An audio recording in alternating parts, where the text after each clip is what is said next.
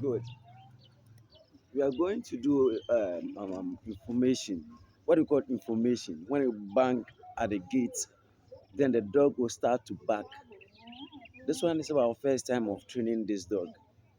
You can see someone will just come closer to your gate and you'll be banking, but nothing will be going on, right?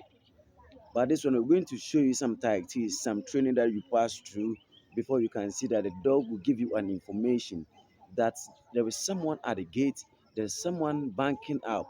So you just look at what I'm going to do. You just look at what I'm going to do. That is what I'm going to do.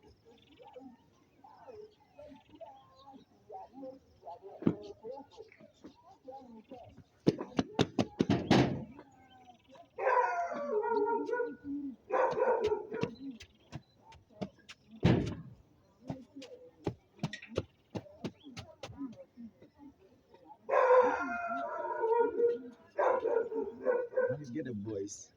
You see how the voice goes. The voice was different. You see, as you can hear him backing up, the voice is different. So that's how we train a dog for him to get an information. So anyone that passes through that side, is going to bark for a lot, right? So we go.